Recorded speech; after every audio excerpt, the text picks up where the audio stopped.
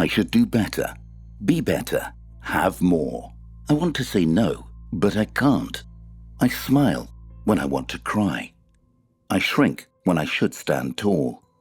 I let people take more than I can give, and then I wonder why I feel empty.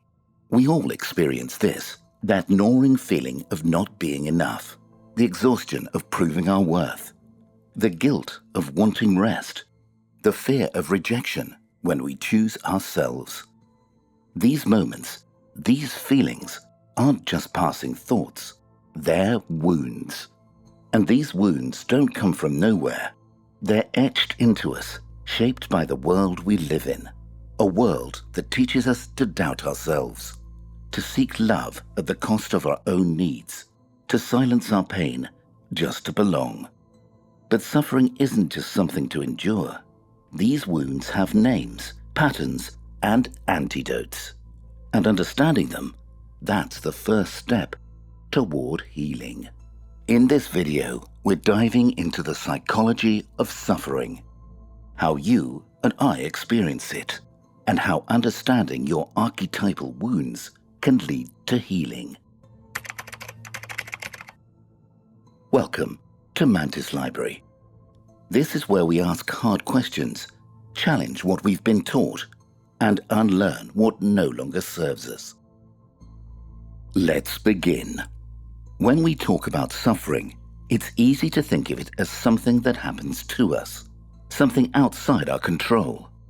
But what if I told you our suffering often runs deeper than we realize? That it's not just about what happens to us, but how we interpret it, how we carry it, and how it shapes who we become. This is where Dr. Mario Martinez's work comes in. He's not just another psychologist talking about healing the mind. He talks about healing the whole person, mind, body, spirit. His book, The Mind-Body Code, explores something deep. The idea that wounds are more than just painful experiences. They are archetypal, universal. They don't just belong to you or me. They are patterns that have existed across cultures, passed down through generations, reinforced by our stories, our environments, our very biology. According to Dr. Martinez, these wounds fall into three primary categories: abandonment, betrayal, and shame. And the most important thing, these wounds don't just hurt us emotionally, they shape our behaviors, our relationships, even our health. They create patterns we unconsciously repeat, and until we recognize them, we stay trapped in cycles of suffering. But the good news, every wound has an antidote. Healing is possible. Let's start with the first and perhaps the most insidious of all, abandonment. Abandonment isn't just about being physically left behind. It's about emotional absence. The feeling of being unseen, unheard, unloved. It's that ache in your chest when you realize the people you counted on aren't really there for you. It's being a child waiting for a parent who never comes. It's being in a relationship when you feel lonelier than you did when you were single. It's learning early on that people who are supposed to stay leave. Dr. Martinez put it simply: abandonment is the wound that tells us we are not worthy of love, and so we keep proving it to ourselves. And isn't that exactly what happens? We chase people who are unavailable. We settle for breadcrumbs. We stay in friendships, relationships, jobs, situations that drain us because somewhere, deep down, we believe that's all we deserve. But here's the truth. Abandonment is a lie we've internalized. The wound makes us believe that we are inherently unlovable. But in reality, it's nothing about our worth. It's about the stories we've been told and the patterns we've been taught to repeat. As Dr. Martinez explains, abandonment is a state of helplessness, a belief that you are powerless to change your circumstances. Think about it. How many times have you held onto someone who kept letting you go? How many times have you ignored your own needs just to keep the peace? How many times have you abandoned yourself in an attempt to avoid being abandoned by someone else? Martinez explained that the antidote to abandonment is commitment. Not necessarily commitment to another person, but commitment to yourself. He says, the way we heal abandonment is becoming the parent, the friend, the lover we never had. And that means showing up for yourself in ways no one ever did. It means keeping your own promises, setting your own standards, and refusing to shrink just to make others stay. Healing abandonment includes saying no and not feeling guilty about it, prioritizing your own needs without waiting for permission, choosing relationships where you are cherished, not just tolerated, learning that being alone is not the same as being abandoned. It can be an act of radical self-love. It's not easy. Patterns take time to unlearn. But imagine a life where you no longer seek love in places where it's never truly given. Imagine no longer begging to be chosen. Imagine becoming so committed to yourself that abandonment is no longer something you fear, because you know, no matter what, you will never abandon yourself again. Now, let's talk about the second wound. Shame. Shame is different from guilt. Guilt says, I did something bad. Shame says, I am bad. It's not about regretting an action. It's about believing something is fundamentally wrong with us. It's the voice that whispers, you're not enough. You'll never be enough. If people knew the real you, they'd leave.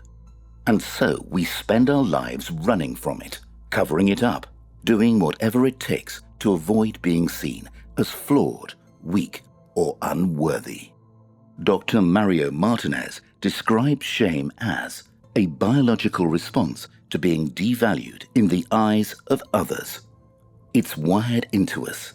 When we experience shame, whether it's from childhood experiences, societal expectations, or cultural conditioning, our bodies react.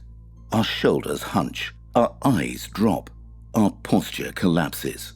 We shrink, quite literally.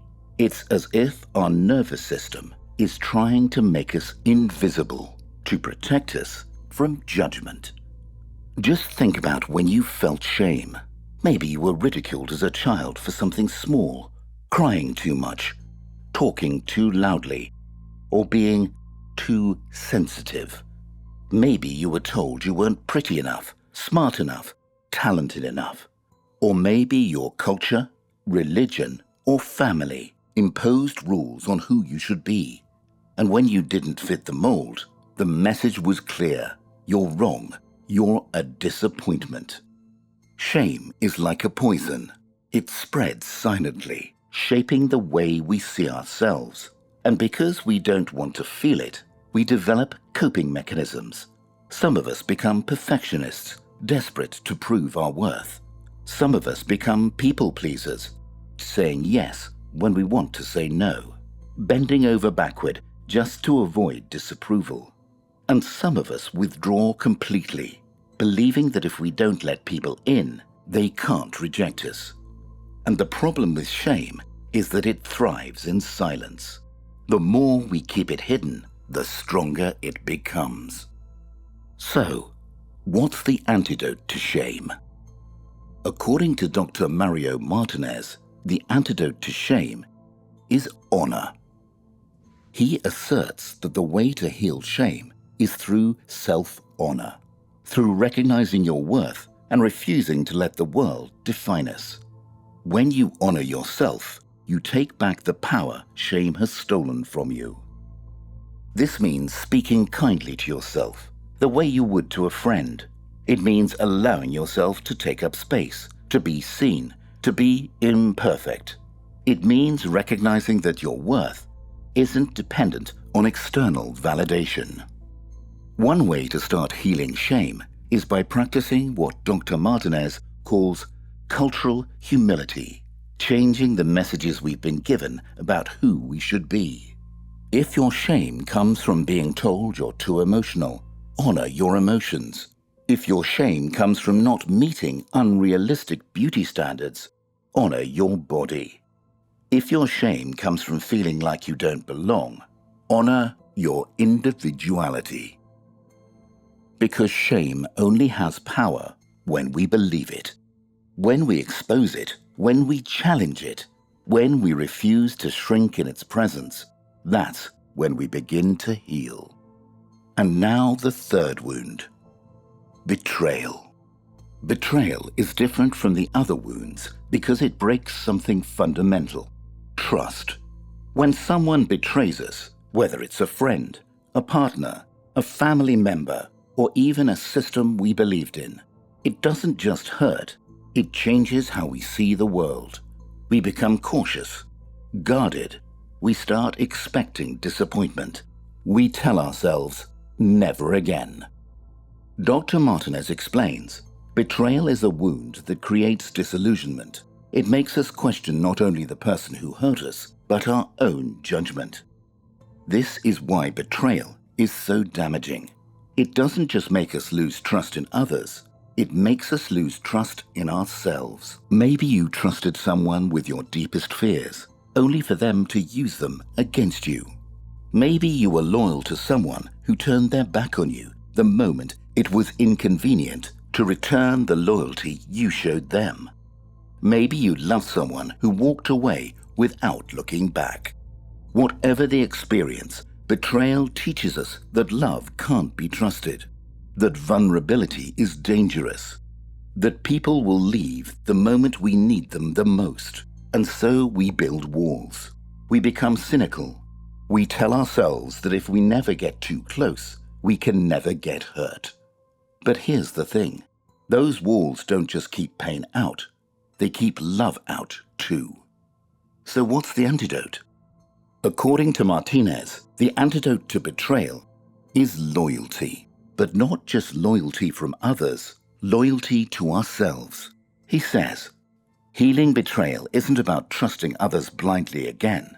It's about rebuilding trust with yourself. This means listening to your intuition. If something doesn't feel right, honor that. If something crosses a boundary, reinforce it. If you feel you're betraying yourself to keep the peace, stop.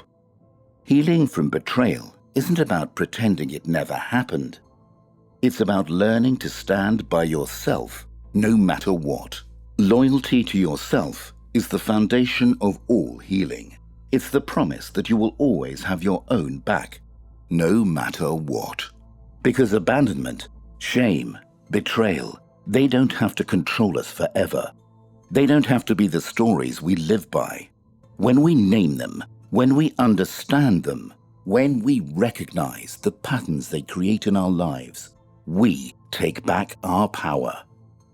And that is the beginning of healing. If you enjoyed this video, please throw us a like and consider subbing. And remember, the light shines brightest when we learn to embrace the dark. Until next time, stay curious, stay mindful, and never stop exploring. We'll see you again in Mantis Library.